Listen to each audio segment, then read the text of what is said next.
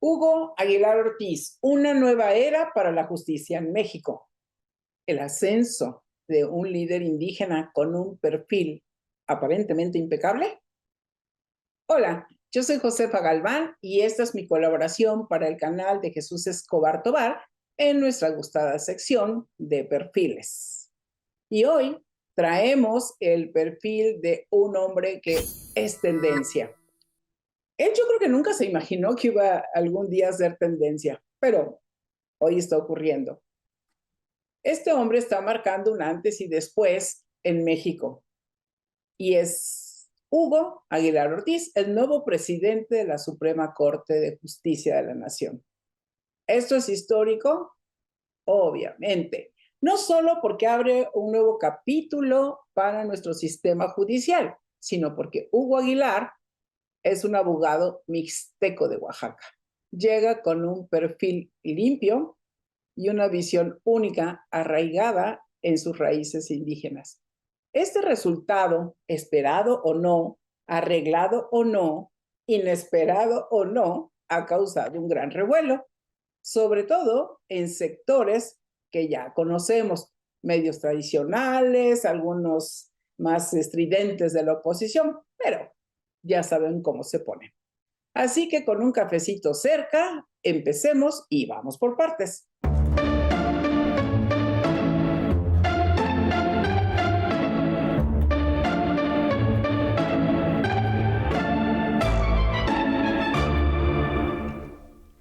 Historia familiar. Empecemos por el origen. Hugo Aguilar Ortiz nació en 1973 en Villa Guadalupe, Victoria, una pequeña comunidad mixteca en San Miguel el Grande, Oaxaca. ¿Tú conoces ese lugar? ¿Lo habías oído mencionar? Yo tampoco. ¿Cuántas veces hemos ido a Oaxaca? ¿Cuántas veces hemos mirado hacia allá? Solamente cuando vamos de vacaciones y dónde nos quedamos en ciertos lugares. Pero bueno, Hugo viene de allá. Su pueblo, en el distrito de Tlaxiaco, tiene menos de 700 habitantes. Fíjense, es una comunidad chiquita. Imaginen esa comunidad donde prácticamente todos se conocen. Los que se caen gordos, los que se apoyan, los que se desapoyan, etcétera. Es una comunidad. Por lo menos, yo no sé qué porcentaje de esa comunidad le dio el voto a Hugo, pero seguramente muchos, ¿no? Hugo creció inmerso en la cultura mixteca hablando Tunsavi, que significa el lenguaje de la lluvia, y que enseguida, en cuanto termine la sección de su historia, van a escuchar un poquito de cómo es esta lengua. De niño, trabajaba en el campo junto a su familia, aprendiendo el valor del esfuerzo y la unión comunitaria. Aunque mantiene su vida personal en privado, o tal vez no, porque no hay mucho ni que ocultar ni que esconder, pero tampoco a veces las personas piensan que tienen mucho que mostrar. Y hay pocos detalles públicos, sobre todo acerca de sus padres o hermanos. Está clara, eh, podríamos decir que es fácil observar que su crianza marcó prácticamente su destino, como en muchos de nosotros. Vivir en la discriminación como indígena encendió en él una pasión por la justicia. Y pero de todos, de niños, decimos, ay, yo quiero ser médico, yo quiero ser abogado, porque voy a defender esto, porque voy a defender a los pobres, porque voy a curar a los enfermos. Ese es el ideal de prácticamente la mayoría de los niños. Es raro aquel que diga, yo quiero ser rico. No, eso no pasa. Casi los niños de manera natural traen una generosidad, traemos esa parte social muy, muy genuina. Él mismo ha contado cómo las dificultades de su comunidad, donde el acceso a un sistema legal justo era prácticamente inexistente. Ello lo impulsó a estudiar derecho. Imagínate un niño en el Oaxaca rural de, no sé, hace 50 años, ¿no? Viviendo con personas que no hablan español, enfrentarse a un sistema que no los entiende y mucho menos los comprende y tal vez no se ha interesado en entenderlos. Ese fue el impulso que lo llevó hasta el segundo cargo más importante en cualquier país, la presidencia de la Suprema Corte de Justicia. Y sí es el segundo cargo más importante. ¿Por qué? El primero es la de la presidencia, el segundo es el de la justicia, que son, este dura 6 años, este dura, bueno, duraba más tiempo, pero ahora va a durar 9 años. Y los otros del Poder Legislativo son, aunque se van rotando como entre ellos mismos, entre partidos y demás, duran mucho tiempo, pero sus intereses van cambiando de acuerdo a con quién se van aliando. Pero en el caso de todo país, son muy relevantes justicia y poder ejecutivo. Así que es interesante porque, vamos, yo creo que él se lanzó, pero no pensaba que pudiera ganar. Le puso su campaña porque es un hombre disciplinado, etcétera, pero no sé, sería cuestión de preguntar, no sé si se lo han preguntado en algunas entrevistas como para saber si él pensó que genuinamente podía ganar. Pero está interesante el resultado. 2. Desarrollo académico. Hugo es egresado de la Universidad Autónoma Benito Juárez de Oaxaca, donde estudió Derecho. Su tesis se centró en el pluralismo jurídico, analizando los sistemas electorales indígenas en la legislación de Oaxaca. Esto ya nos decía o nos dice mucho que desde joven pensaba en cómo integrar las costumbres indígenas en el derecho moderno. Ha sido una lucha de muchos años. Más tarde, cursó una maestría en Derecho Constitucional y está por concluir su tesis. ¿Se le tiene que juzgar por eso públicamente? Porque incluso vi unos tweets que, no tiene maestría, no sé qué, no es requisito. No es requisito, pero él seguramente pues, le va a echar velocidad. Ojalá que termine la tesis. Ya, va a ser una tesis, es todo un rollo. Quizá no debemos juzgarle por eso, pero sí se puede abrir la conversación sobre cómo democratizamos la exigencia académica, que mucha falta hace, ¿eh? Muchísima falta. Su formación fue humilde, pero humilde o de escasos recursos, pero intencional, es decir, él tenía un objetivo, él tenía tal vez un ideal o una visión o un sueño. Y un punto muy clave en su adolescencia es que conoció a un abogado que ayudaba a presos indígenas que no hablaban español. Ese encuentro generó un cambio en el caso de Hugo. Entendió que el derecho puede ser una herramienta, un camino, una vía, un recurso muy poderoso para acceder a la justicia. 3. Trayectoria profesional y política. La carrera de Hugo Aguilar es una historia de compromiso. Por más de 30 años ha defendido los derechos indígenas. Comenzó como auxiliar en la Procuraduría de la Defensa del Indígena en Tlaxiaco. Entre 96 y 2010 presentó más de 25 comunidades indígenas en Oaxaca, representó, más de 25 comunidades indígenas en Oaxaca, enfrentándose disputas territoriales hasta conflictos políticos que llegaron incluso a la Suprema Corte. Fue subsecretario de Derechos Indígenas en Oaxaca de 2011 a 2016. Después, director de sistemas normativos del Instituto Electoral de Oaxaca, donde catalogó municipios con sistemas de gobernanza indígena. Recordemos que antes ni siquiera los tomaban en cuenta.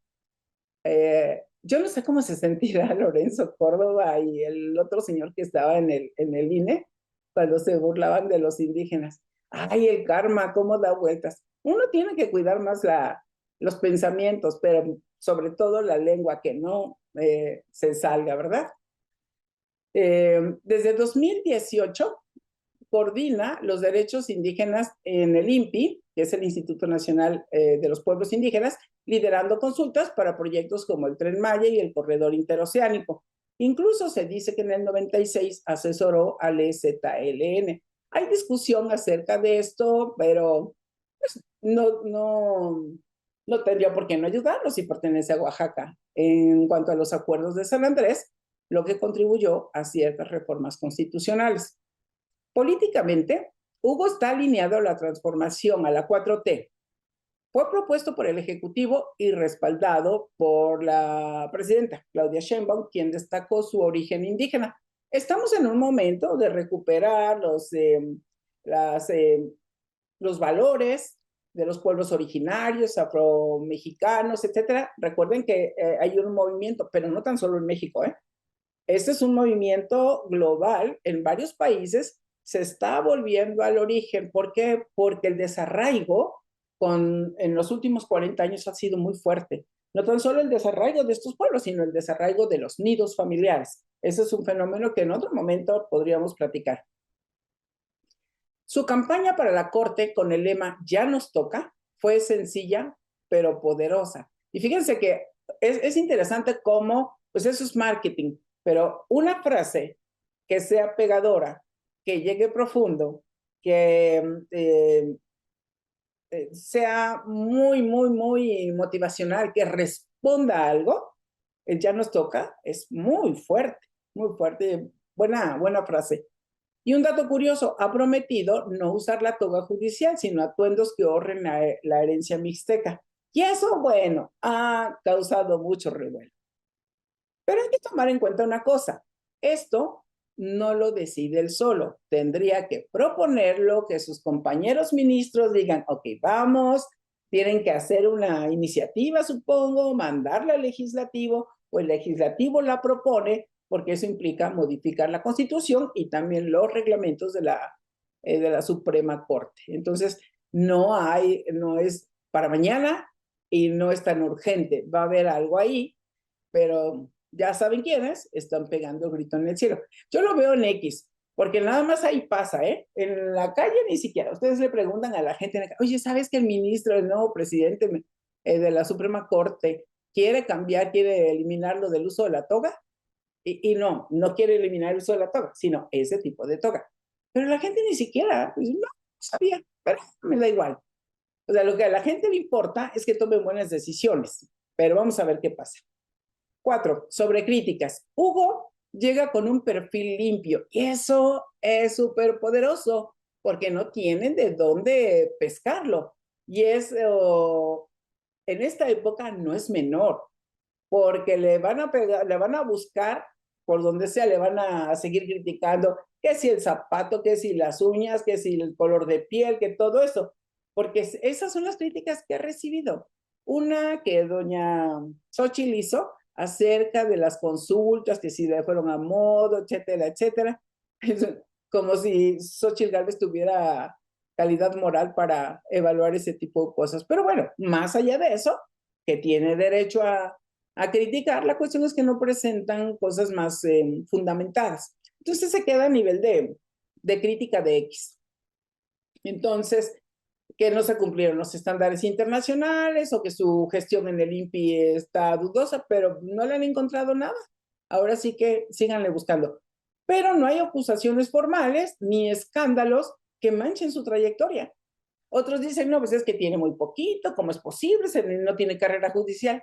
Pues todos los que llegaron ahí no tenían carrera judicial. Hasta misma Norma Piña en una entrevista con la Chávez le dijo, hasta se hicieron shorts acerca de eso, de cómo. Entonces tú también fuiste parte de eso. Y Piña dice, sí, yo también, ¿no? Muy simpática. Eso lo hace más interesante porque representa una oportunidad real para una corte más cercana, más transparente, pero también es un trago amargo para quienes preferían tener materia para descalificarlo y no tienen. Así que pues van a recurrir a lo de siempre, insultos clasistas, racistas, discriminatorios, ya saben, los etcéteras, etcéteras de siempre. 5. Vámonos al perfil. Perfil de estilos de pensamiento. ¿Qué tipo de liderazgo será o en la Suprema Corte? Porque nosotros casi no vemos a los políticos cuando son senadores o diputados, no vemos todas las sesiones, entonces no los conocemos mucho, pero ahora él pasa de ser de un montón, se convierte en un grupito pequeño y él es la cabeza, entonces va a estar siendo muy observado. Veamos qué podemos esperar de Hugo Aguilar como ministro presidente, analizando el perfil con base en 4 estilos de pensamiento. En cuanto a la parte lógica, que es esta, se trata de un abogado por necesidad y por vocación. Su capacidad para establecer precedentes y construir argumentos sólidos no sugiere que tomará decisiones basadas en la ley y el impacto real en las personas, es decir, en derecho y justicia. Él va a buscar ese tipo de cosas. Desde ahí, él tiene un comportamiento En cuanto a su manera de hablar, va a ser claro, directo, sin rollos. No es una persona que se le pierdan las ideas. No, es un hombre que tiene claridad. Fíjense que esto sucede por dos razones. Él tiene que traducir muchas veces lo que nos pasa del inglés al español, o español al inglés o cualquier otro idioma, que tenemos que pensar en nuestra lengua materna y ya luego hacemos la traducción. Él lo comentó en alguna ocasión en la Cámara, en una discusión que tuvo con Xochitl Gálvez. Si tienen ese video, véanlo porque está muy, muy interesante. Entonces, él habla una lengua, que es otro idioma, y también habla el español. Él es bilingüe. ¿Tendrá que aprender el inglés? Seguramente sí. Yo creo que se va a poner a estudiar, eso no tengo la menor duda. Pero aquí hay una cosa muy curiosa que pasa en nuestro cerebro con esto, porque es la memoria semántica, son las palabras, son los números, los que se configuran mucho en nuestra zona de conexiones lógicas, donde están los números, los resultados, donde está el liderazgo, el no perder de vista el objetivo, es para qué vine, a qué, por qué me metí a esta competencia, por qué quise ser candidato, porque él tiene un objetivo y tiene propósitos. Los objetivos van a estar basados en derecho, en la Constitución, pero los propósitos son sociales, los propósitos son de justicia, de derechos humanos. Entonces, desde la parte lógica, él va a combinar estas dos cosas y casi siempre van a ir de la mano. Vamos a ver qué pasa, a ver si lo estoy leyendo bien. En cuanto a la zona estructural, que sería esta, se combinan estos, pero por acá, recuerden que cada estilo tiene sus funciones, pero se conectan de inmediato en todo nuestro cerebro. No es que, nada más funciona una parte, no. Por eso hablo de las 4 zonas especializadas del cerebro. En la parte estructural, Hugo suele ser metódico, analítico y paciente. No es desesperado, no es una persona que tenga prisa. Él ha aprendido a tener calmas. Él sabe que las cosas se construyen poco a poco. Entonces su nivel estructural es alto. Él en determinado momento, si tuviera que hablar con la presidenta, se van a entender muy bien, porque son estructurales, son de proyectos, son de pasos, y eso creo que va a facilitar también, no porque uno subordine a la otra, pero va a facilitar la comunicación, porque se está buscando hoy mayor colaboración, no invasión. Podríamos esperar que impulse desde ahí un diagnóstico profundo, es decir, aquí yo llego, porque Hugo es más hemisferio izquierdo, aquí yo llego y quiero saber a dónde llego, cómo está la cosa. Yo creo que va a buscar hacer un diagnóstico profundo de la situación actual de la corte, así como llevar, por ejemplo, sesiones ordenadas, organizadas, un plan para abrir el Amicus Curiae, que muestran cómo llevar más debates, acercar más la justicia, escuchar más a la gente para ir resolviendo. Eso se le va a dar muy bien. Que busca orden, pero con inclusión. No es de pose, no es de necesidad, es porque lo cree. Ahora, en lo relacional, aquí podría decir cualquiera, brilla porque es una persona que piensa en los demás. No desde ahí. Hugo no es tan relacional. Conecta con la gente, sí. Escucha y dialoga, sí. Pero no es el alma de la fiesta. Él es una persona como más parsimonioso, más calmado, más de distancias, y está bien. Pero tampoco es antipático y tampoco no es empático, ¿no? Ni es, puede ser empático porque entiende las causas, pero no es el amoroso. Yo creo que la gente que trabaje con él se va a acomodar muy bien porque va a tender a ser claro. Va a decir, este es el objetivo, así vamos a ir por este camino, pero sí escucha. Sí escucha, sí cree en la justicia, por ejemplo, en territorio, y eso lo va a hacer parecer como que es más relacional, pero no lo hace por amor a la gente, lo hace por amor a la justicia. Entonces hay que Hay que distinguir entre esto. Entonces, él va a andar mucho en la calle, ¿sí? Va a buscar, va a tener un plan. Yo creo que va a recorrer bastante el país. En cuanto a lo creativo, fíjense que aquí está un poco interesante porque sí tiene una visión. Eso está en la zona creativa, que es en esta parte de frente. Aquí es donde se toman decisiones, porque aquí está nuestro cerebro ejecutivo. Se toman un montón de decisiones acá. Y él ha llamado a la Constitución una anticonstitución. ¿Quién dice eso? Un personaje más creativo. Porque excluye costumbres indígenas, rompe esquemas, cuestiona tradiciones, pero ahí parece como una ambigüedad, ¿no? Cuestiona tradiciones, pero se quiere traer el vestuario elegante de su comunidad o de las comunidades, de los pueblos, se los quiere traer acá. Entonces, eso nos va a pasar, que vamos a ver cómo. Quiere esto, pero quiere el otro. Ojo con esto, podemos observar que la parte creativa le hace generar cambio, pero no significa que rompa con todas las reglas, sino sabe que tiene que hacer innovaciones. Por otro lado, va a cuestionar ciertas tradiciones, pero de modos de operar de la Suprema Corte, que están anquilosadas, que ya se hicieron rutinas muy tóxicas, esas yo creo que van a cambiar. Va a buscar rediseñar la justicia para hacerla más humana, más accesible. Y más que humana, la justicia más justa, valga la redundancia.